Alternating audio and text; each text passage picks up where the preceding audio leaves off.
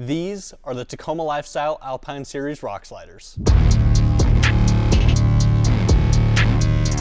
These are 100% steel and made right here in the USA. Now you guys can see that this has a really nice black powder coat finish on it. It's got a kick out as well, and we've got our nice Tacoma Lifestyle logos right here and right here. Okay, so as far as tools go that you'll need, you'll either want a flat screwdriver or a pry tool just like this.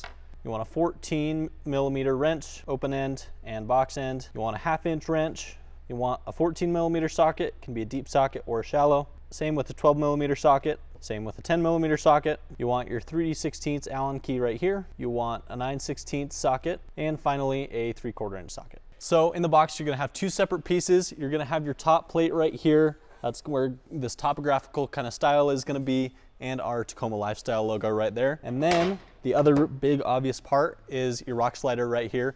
And the way these go together is just these little Allen key bolts right here and this nut. You're gonna have about 18 of them on one side and 18 on the other. And so you're just gonna go through these holes right here, put them together and hand tighten all of them, get them in place before you tighten everything down. And then you're gonna take your 13mm and your 3/16 Allen key and tighten them all down once they're all hand tight, just to crank everything down. And you'll wanna go to the middle and work your way out just to evenly distribute all of that plate. And the only other thing to note before you start hand tightening all these is that the black bolt here will go through the top right there, and then the silver nut will go on the back. But once you do that, you're ready to hand tighten all of these and put them all through, and then you can continue to crank them down.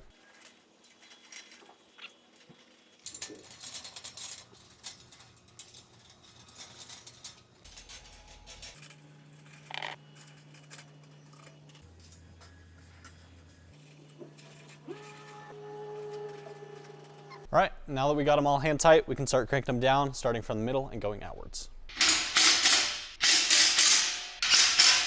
So again, one more time, I'm just putting my 3/16 Allen wrench in right here and using my 13mm or 1/2 inch socket on the back of my impact and cranking these down, working my way from the middle outwards just to evenly distribute that pressure going outwards on that top plate there.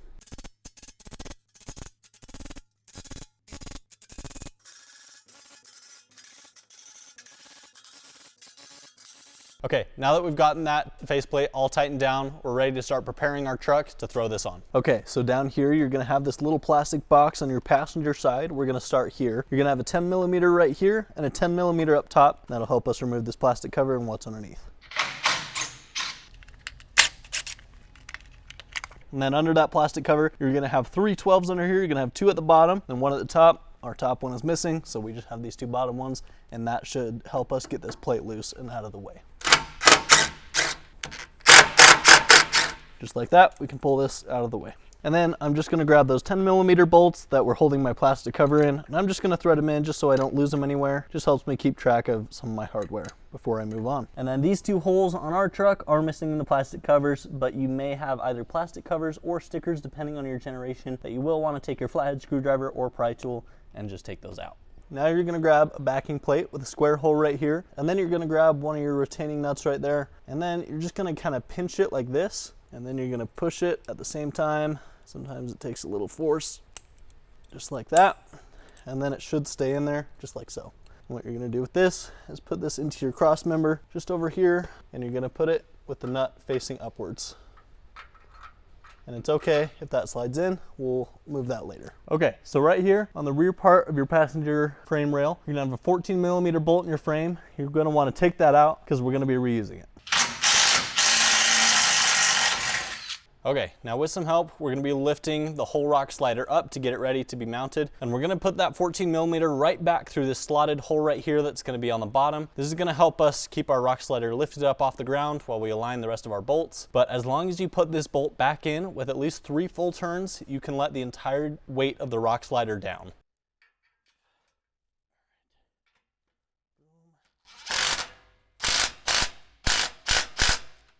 We are now going to install our 1/2 inch by 1.5 inch bolts into the frame. You're gonna have 3 of these that you wanna do, and we'll show you where these go in a second. But first, we wanna show you how they are put together. So you're gonna take your 1/2 inch by 1.5 inch bolt, and then you're gonna take your corresponding washer. You're gonna put it just over like that, and that's gonna go through the frame right there. And then you're gonna take your backing plate, which is gonna be the one with the rounded hole, just like this.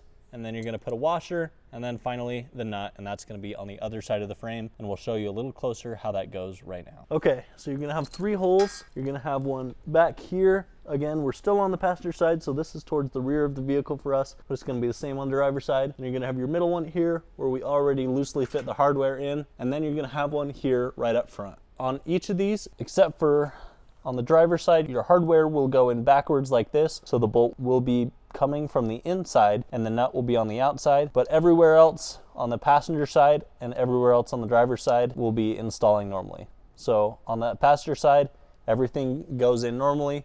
It's just that front bolt by the driver's seat on the driver's side. Okay, just like this, you're gonna put your bolt through, and then you'll take your backing plate and your nut and slide under just like this, and feel for that bolt back there. Slide it through just like so. And again, just keep these all hand tightened down for now. And then you'll do it on that back one, and we'll be ready for the next step.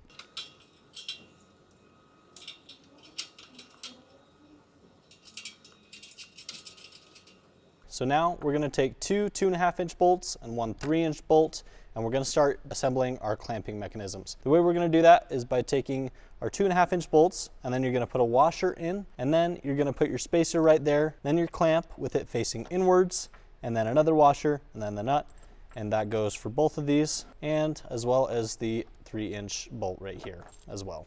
Okay, so you're gonna have 3 mounting points on the bottom right here.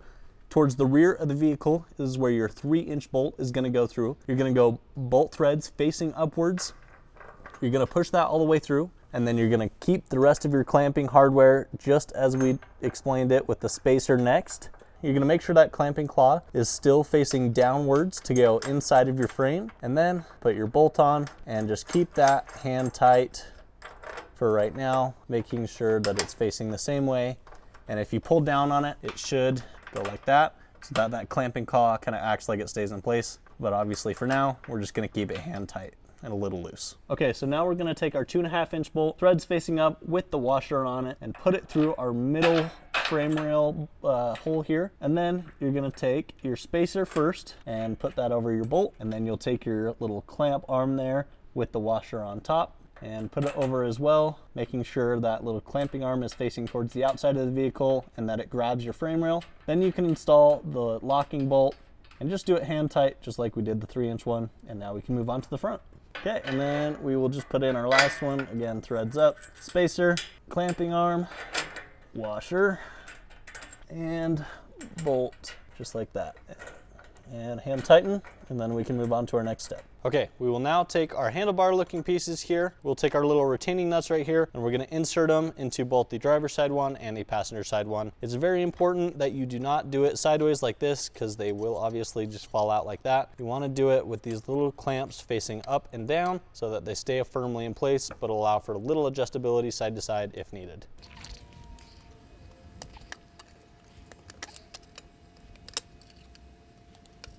Okay, so now you're gonna take your little handle, you're gonna have the nuts outwards kind of towards you, and you're gonna use this part right here to kind of grip it, and just slide it in here. It's kind of hard to see, but you'll align it in just a second. You wanna guesstimate a little bit. Sometimes it helps just to reach into here and feel the alignment right about there, and then you can kind of keep it pressed up against there and grab one of your 1/2-inch by 1.5-inch bolts and stick it through. And this part may take a second, but once you feel it, you can start to hand tighten it down. And then before you tighten it too much, you want to grab that other one and reach it through the other side here. And hand tighten that one down as well once you get it aligned.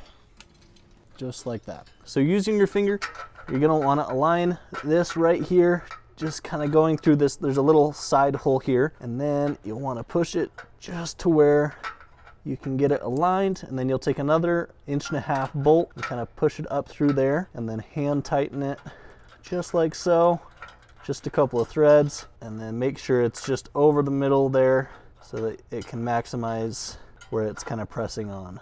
Just right about there. Okay, and next we're just gonna tighten down the same 14mm all the way snug before we tighten down the rest of them.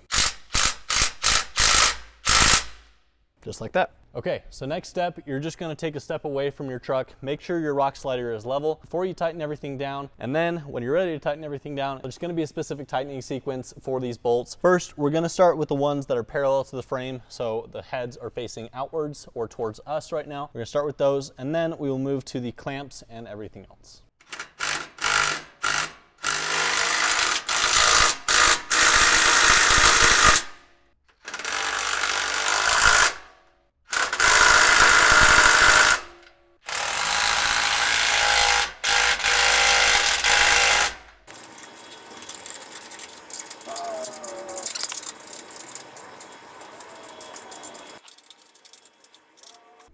Okay, now we are ready to do our clamping ones. We're going to start in the middle and then work our way out just like we did with those top plates.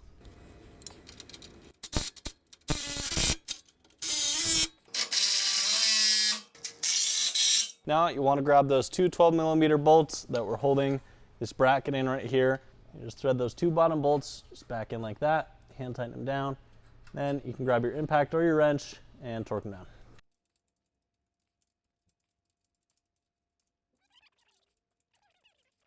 Okay, and then lastly on the passenger side, you're just going to want to install that bolt and that bolt up top. They're two 10mm just to replace this plastic cover right here. And then for the passenger side, you're all done. And that's the passenger side done. The driver's side is going to be basically the same, except there is going to be a little hydraulic black box instead of this electrical black box on the other side. And it's going to install the same, except you are going to have to bend the brake lines just a little bit out of the way to be able to put that handle piece in there. But overall, it's basically the same, and you'll follow the same steps. And that's how you install our Alpine series rock sliders from Tacoma Lifestyle. These are available as of right now. We have the link in the description, and we hope you guys enjoyed this or found it useful. We have some other videos available, and if you haven't subscribed yet, feel free to do so. We'll see you on the next one.